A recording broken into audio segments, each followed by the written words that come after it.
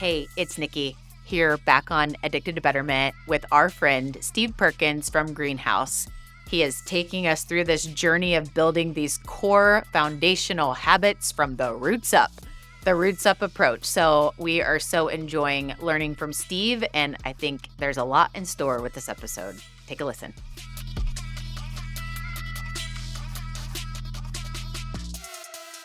Man, one of the best pleasures of doing podcasting is getting to hang out and chat with really great people.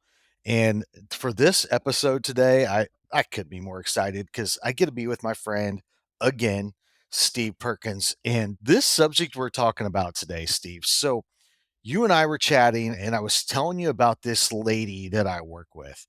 And by the way, I'm just going to say her first name is Barb. And Barb is the most incredible human that I personally have ever worked with in my entire life. As a matter of fact, probably 95% of the success that I've experienced has nothing to do with me and everything to do with her. Without her, I would fall flat on my face. And often, if you ask her, "Hey, what do?" You get kind of vague answers like, "Well, kind of a jack of all trades and master of none." And at the end of the day, well, she'll downplay that, and she really can't tell you exactly like what her title or role is. I mean, she has a title, but it's like doesn't even say what she does. And as I was sharing that with you, and we were talking, you kind of had this smile, this chuckle, and you're like, "Man, so many people are in that state, and yet they're like the most valuable person in the company," which Barb is. She's like the most valuable person in my life, second to my wife. At the end of the day, she's just that incredible. And you were saying that you love and have a passion around helping people who are in that state. And I believe you even have a term for it to help them articulate that and really recognize the value that they bring in. I said, "Hey, would you mind to do an episode with me about this?" So if it was up to me, I would title this episode Barb, but I'm not going to do that because I know there's a million Barbs out there who are really the most incredible, most dynamic, most impactful people on their team. And yet they have a skill that's kind of spans a lot of things. So welcome to the show, my friend Steve. And man, I'm excited to dive into this with you. Yeah. Well, this one goes out to Barb. This is for you, Barb. Yeah, there we go. I know. I feel the same thing Barb does. And it's true. There's so many people out there who, that phrase that we use is generalist. They're generalists. They're jack of all trades. They're square peg, round hole, Swiss Army knife, multi hyphenate. There's all these phrases now. And I think that's because it is a growing population. At Greenhouse, we tried to do the numbers. It's tricky. It's hard to know how to define a generalist because by definition, there's no definition. But our estimate is like 85% of the workforce now is generalists. And yet we have no track for it in college. We have no box on the org chart in corporate America. And a bunch of us feel like we're alone or we're the weird ones. I mean, we talk to people every day who think they are weird and abnormal and they have problems because their career path was windy. And yet the data looks like it's actually the majority of people. And I mean, you don't even need the data. Just talk to your friends, talk to your neighbors, talk to your colleagues. It's like so many people feel this way. And so, yeah, I think it's an important topic. It's a growing population and we need categories. We need to be able to know how to talk about ourselves confidently.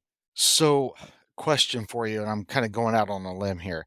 I was not working with the company at this time, but the company got acquired. The company that Barb, my friend Barb, worked for. Again, I can't say it loud enough. If you are a Barb or if you have a Barb in your life, give gratitude today because she's the most incredible person I've ever worked with. But when the company got acquired, they, had everyone do these assessments, which we all are big believers in assessments, and we live and die by them. And they were actually going to let her go because, they just didn't see her as a valuable piece. If I asked every single customer that we serve, every single member of our team, which that pretty much makes up the entirety of the business, who is the most valuable person that you work with? Unanimously, they would all say Barb. And yet when the company did these assessments that they live and die by, they were going to let her go because they just didn't understand the value. And so help me with that. Help me make that make sense. No, you're right. People will always name the generalist because generalists have a few skills in common. And, this is the point, like for everyone listening, if this is you, start taking notes. It's like Yeah, the please. generalists are the dot connectors. They see the connection between different pieces of information, different people, different roles, different parts of the project, ideas. They are the dot connectors. Well, that's a completely unmeasurable skill, right? But everyone feels it, everyone knows the impact of it. They are also the people connectors. They help groups of people work together better, which, to your point, like that's the entire point of companies is people working together better. So by default, then they tend to also be good people leaders, whether they are actually managers or just by how they show up, they are people leaders. And the list goes on and on. They tend to be good project managers. They tend to be good like coordinators. They tend to be culture creators. And it's like, okay, this is why everyone votes for them because you feel the impact of that stuff. You feel how important it is, but it's hard to measure. So you're exactly right. Like some kind of private equity firm comes in, or maybe there's a M&A by a bigger company to a smaller company, and they can't put a metric on it. And so therefore it's like, well, that person's not valuable. And I mean, the thing I would say too, David, is sometimes with these kind of like a merger or acquisition, as humans, we need to villainize somebody. So we villainize like, oh, that company, they fired me. And I get it because yes, that kind of happened. But I think it's important too to realize these are systems at play. Like a system did it, not a person. Typically it's a system that had to measure stuff and had to make decisions based on numbers. And it's hard to measure a generalist. So therefore you didn't show up in the numbers. But everyone knows we need those connectors, we need those managers, we need those glue people. And so I think that's why I'm passionate about this topic, because the way to solve it is to get better ourselves at defining what we do and defining the value we bring to the table so that it is more measurable, so that other people are able to give voice and articulate, oh, this is why David's great because of these three things. Boom, boom, boom. It's crucial to our operations. But if you don't know how to describe yourself, then sure enough, like for sure, I don't know how to describe you.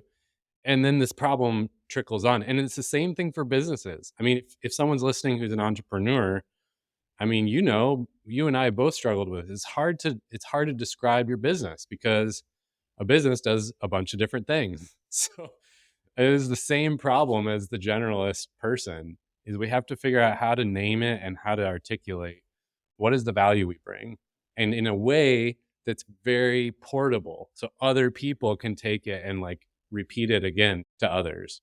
Yeah, that was perfectly said, Steve. And that is exactly why I knew we had to have you on the show to talk about this. We got to highlight how great these generalists are. And I'm going to confess, it's the first time that I've heard the term. I hadn't heard it used. And it's almost like we should create roles for, hey, we need a generalist here. Because when I think about it, so, I do a lot of work with businesses, and you've got sales, you've got ops, you've got marketing, and there's usually a tug of war between the three of those and trying to get them to work together and that sort of thing. And then if you step back and look at it from a higher view, you've got this couple generalists who are really the ones tying all that together and making it work.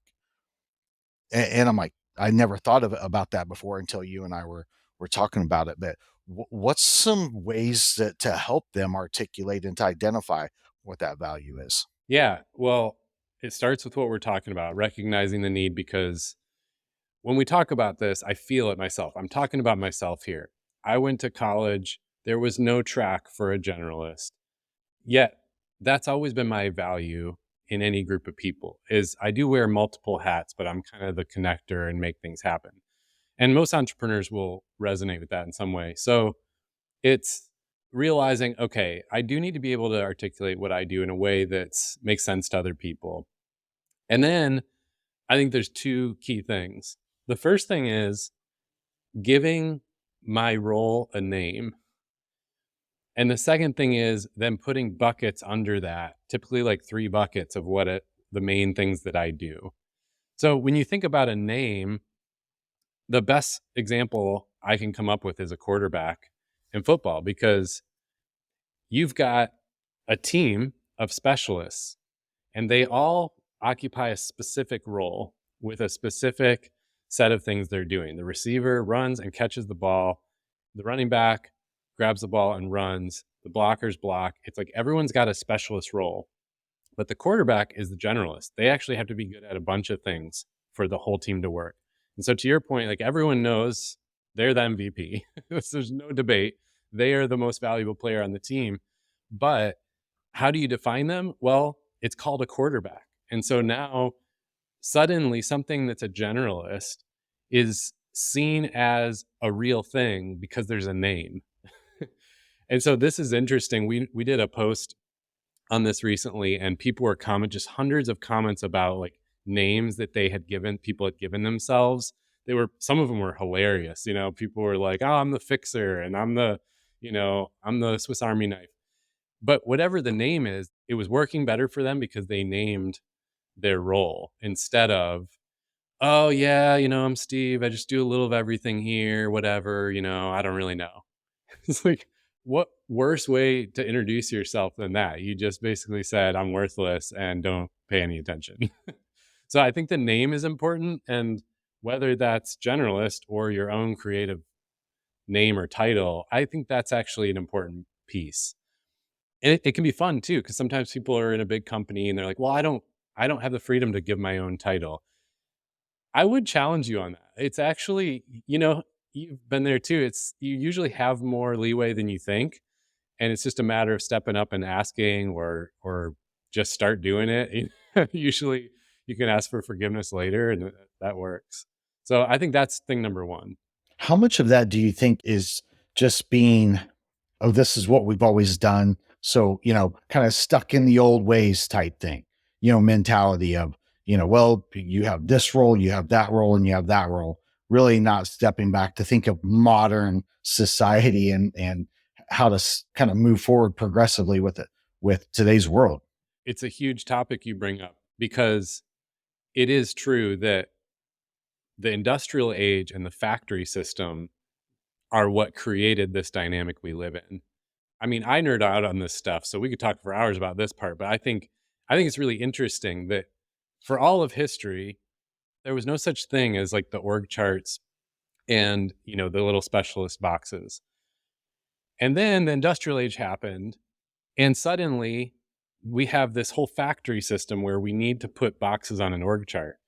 And literally, it was in the 1970s, this guy, Milton Friedman, he created basically, like, he defined the workplace we all live in now that we think is normal, and it's not normal at all. It was designed by this guy. And he basically said, hey, the only goal of a public company is maximizing profits.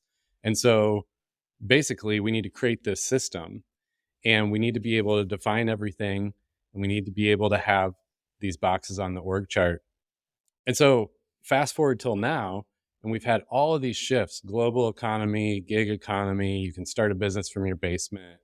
We've got, post-pandemic, everything's changed with remote and virtual hybrid work. The rules of the workplace have totally changed, but the structure of the workplace is still stuck in the past. And so you're right. Like, this is why there's a growing amount of generalists. We still do need specialists. That's still important. But it's specialists paired with generalists that make it all work. And yet, like, big corporate systems are still just built on this kind of factory system that's totally outdated. So that does kind of lend validity to this. This isn't just some random idea and generalist griping. It's actually a wholesale shift that's happened, right under our noses, and that we need to kind of catch up to. And so I do think generalists are helping to reshape that, because we're all going like, how do I fit in? And how do I define what I do? I think you just gave a pretty incredible history lesson to today's workforce. I'm gonna have to go back and listen to this again, just to learn that. Well said, man. Well, this is the kind of stuff our company geeks out on because we do a lot of career and leadership coaching. And it's fascinating, the stats. Like in 2023, a survey showed that 70% of people are unhappy at work. The biggest spike in the history of measuring these kind of stats.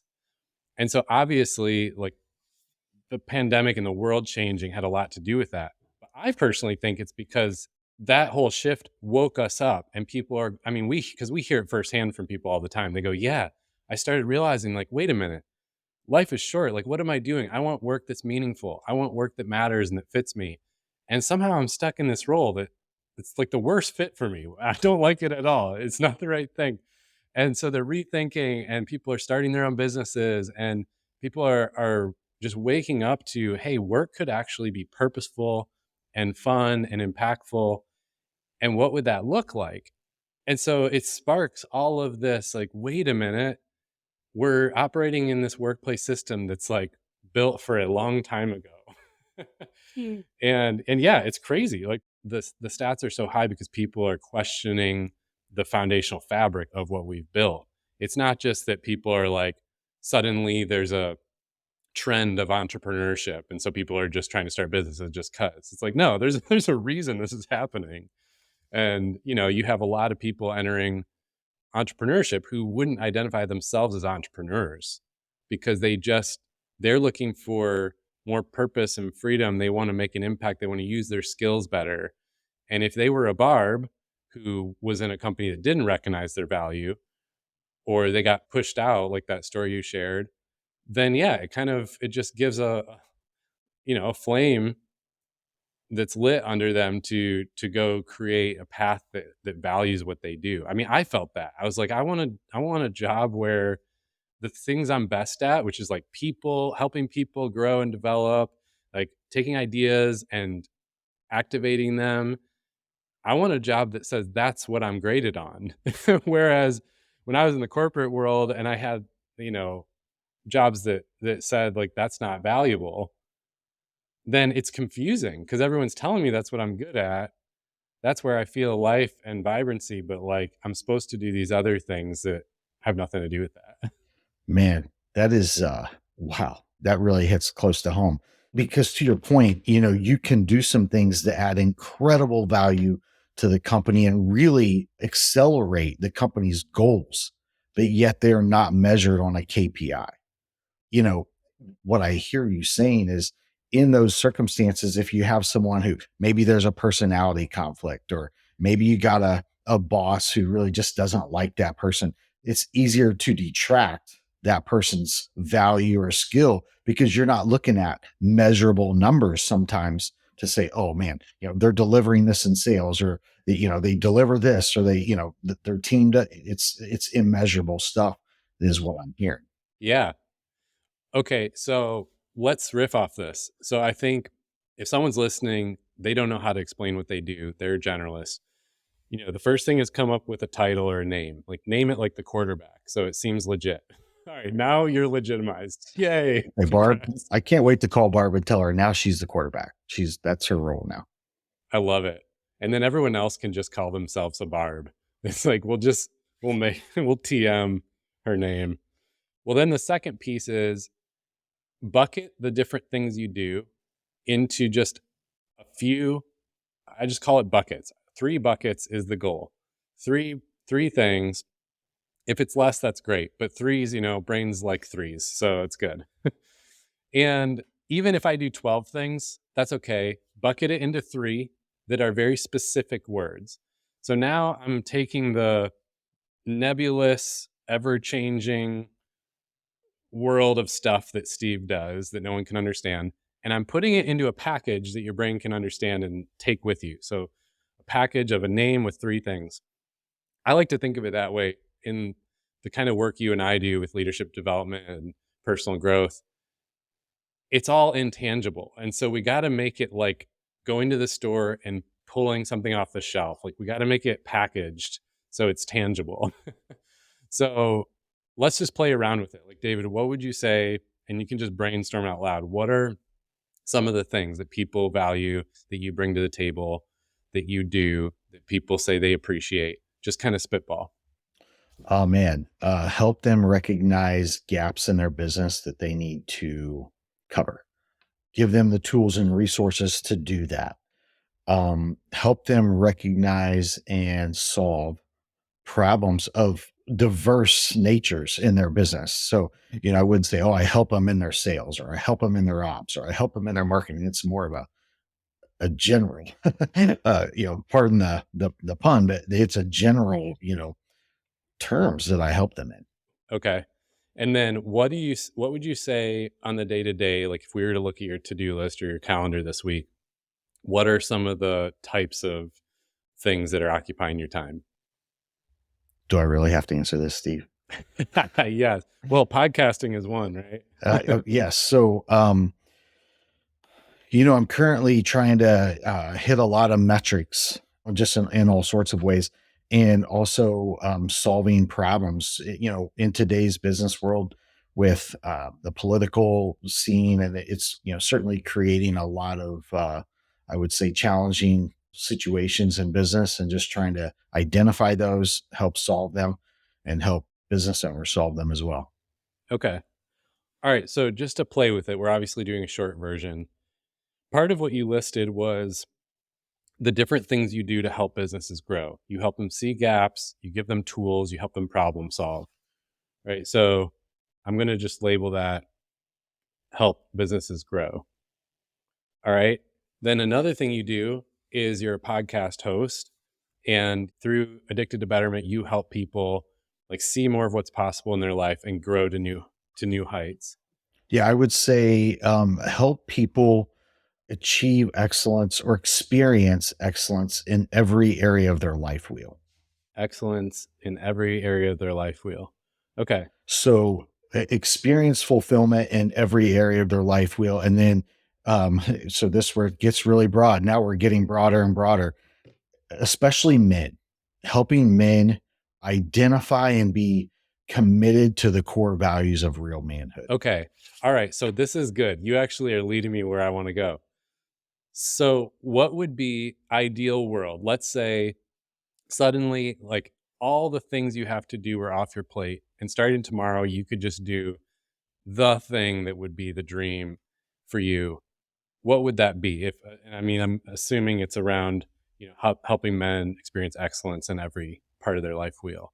Yeah, great question. And the way I would answer that is, if tomorrow I could plan every day exactly as I wish, I would spend my entire day simply having conversations with business owners, helping them identify problems and solutions in their business and in their personal life, because I personally believe, well, actually, I know that's very strongly intertwined. Okay. So just to give everyone an example, and this is just a quick and dirty, but we're trying to come up with a title and then 3 buckets, right? So maybe the title is I'm going to call it a catalytic coach. And I'm just making this up, so you might not agree. But again, the point is a title that I can carry with me. So I'm going to call it a catalytic coach because I'm just in that world. And the 3 buckets are: you help businesses grow, you create content and community to help people experience excellence in every part of their life wheel. And then notice my language here. And then really the dream category is helping men, business owners, do that same thing, but really connect it between their business and their life. So the whole thing's working together.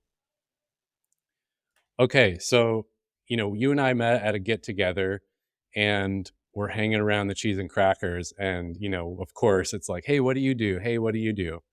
And when you ask me, hey, what do? I say something super boring, like, oh, I do leadership organizational development, and, whatever. I run a business. And anyway, what do you do? And then you're like, oh, well, I kind of call myself a catalytic coach. And there's three buckets of things I do under that. The first one is I help businesses grow and develop into their full potential.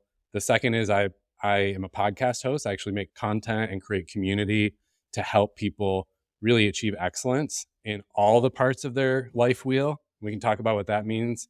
And then also the dream category for me, the third one is really focusing on men who are business owners and help them experience excellence, but help them really connect their business and their life so it all works together and they're winning in all areas, because usually those things compete against each other.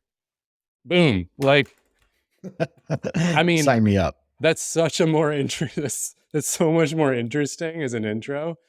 And the key is now you've made me want to ask you more questions. So instead of like my intro made you kind of gloss over and want to walk away, your intro makes me want to ask some follow-up questions to learn more. And so I think this is the other challenge with generalists is we think we got to say the whole list of everything we do. And the reality is you don't. You just got to give a teaser. But if I give that title in the 3 buckets, now, I mean, I am actually super curious, even though like it was a fake situation there. I'm curious to ask more about, especially about that third bucket. And what it does is it creates career and business opportunities, because now, A, I know who to connect you with. B, I know like how I could utilize your services. C, if you're an employee and you're interested in career growth, like now I have an idea of where you would fit in the organization. And D, I know your dream scenario. And so maybe, and I've literally had this happen with people. Maybe I know someone who is doing that kind of work that was in your dream category. And I'm like, oh, David, I got to connect you to this guy, Ben, because he's literally doing that kind of stuff and he's been looking for someone to help him with it. And tomorrow you move into like your dream job more closely. It's just like it unlocks opportunities when you put it out there in a clear, portable way. So I just had one of the coolest moments that I've had in podcasting. So as you described that is literally exactly how I met you. Because I got connected to you because you had a conversation with someone that we mutually know. And they were like, man, you have got to meet Steve Perkins. I mean, his passion, and he's doing a lot of things exactly what you're passionate about. You guys have to get connected. That is exactly actually how you and I got connected. That is wild. I wouldn't have put those dots together, but you're right, because it was the same thing on my side. And like, can we plug Christy Scoopvic here? Because she's on her podcast is on the network here. We had been talking and she asked me one of these questions, one of these generalist questions, like, hey, in your business, what are you focused on this year? And I used to totally fail at this question, and I would have just said a bunch of gobbledygook. It made no sense. But, luckily we do practice what we preach over here. So I had worked on like, how would I articulate what we're focused on? And one of the things was podcast. I really want to be on more podcasts and get out there and speak to people and form partnerships that are really, really fun. And same thing. She goes, oh my gosh, I got to introduce you to Nikki and David at PFN. That's crazy. Yeah, you're right. It opened up a really cool door. So, Steve, this is awesome. I mean, it's cool as I'm listening to you describe that. But as we're talking about this, I know that many people who are a generalist or are a barb, who are great at a lot of things, who really care about what they do, care about people, and care about doing a great job and all the things, and yet have a hard time articulating, this is the value that I bring, or this is what I do for my company. What are some steps that someone in that position can take to get some clarity around that and either be able to articulate it well or use it to leverage in their careers or personal lives, whatever it may be? What's some steps that people can take? I'm glad you asked, because it is one of those topics that's hard to do on your own, because we live in the weeds of our own life. So it's hard to like see ourselves clearly. That's why in our little role play there, I articulated it for you, because it probably would have been harder on the spot for you to do it for yourself. But I mean, look at that. Like just from our chats, I knew how to bucket it up, and it was probably, I mean, what would you say? What's the score? How close was it to reality? I mean, I felt like it was pretty spot on, actually. Okay. So that's the point, is someone else can see you more clearly than you can see yourself. So this is why we do coaching around topics like this, because a coach comes in with that fresh lens and they can quickly start to put definition and words on who you are. But like with all these topics we're hitting on the podcast, we have some baby steps for someone who's not ready for that. We can link it in the show notes, but we have a mini course that walks you through the step-by-step how to create your title and your buckets and get it in a sentence you feel good about. There's a little bit of practicing it, like getting it to feel like your own words and not awkward, robotic. And so people can actually go through that course. It's like $25 and you can go through the steps and feel confident next time someone asks you, what do you do? Or next time you have to introduce yourself in a meeting. But I think especially with this topic, I would really encourage folks they can also grab a coaching session there and get that one-on-one help, because someone else is probably going to be able to put words to it quicker than you can for yourself. But yeah, I mean, the good news is you don't have to keep staying stuck with this thing. Like you could get over the hump this week and feel clear and confident and knowing what you're saying. What I notice in this line of work is so many people think they're stuck, and you just assume like I'm stuck forever. If I feel stuck on this topic, I'm just stuck. And no, slow down. Like what? Okay, if you were still stuck a year from now, how would that feel? Well, that would be terrible because this thing kind of comes up over and over every week. All right, well, what if you dedicated 1 or 2 hours of your time this week to getting unstuck? What would happen? Because we can build it up in our head and we're like, well, I don't have time. Like I'm going to have to devote, so much time to this. I'm like, no, I'm talking like 1 hour. You can get unstuck in 1 hour. We see it with people every single day. So I would encourage people to check out the links and take the next step. Love it. We will put those links in the show notes. Man, the work you guys are doing, Steve, and the heart you have for impact and helping people it's why you're a friend. And it's why we love having you on the show and just sharing your gift with the world. So thank you. Friends, man, if you're feeling stuck, I love what Steve said. It would be a terrible shame to get down the road and still be stuck. You got the opportunity, grab something out of the show notes here, take an hour and take the opportunity to get yourself unstuck. Steve, always a pleasure to have you. I'm going to right now hang up and call Barb and tell her how much she means to me and how great she is. And so thank you. Thank you for the clarity on this. Thanks, man. So you just listened to this episode. Now, join us in being addicted to betterment. Please subscribe to the show, share with your friends, tag us, and please take a moment, leave a review. Yeah, we do want your stars, but we really want the feedback.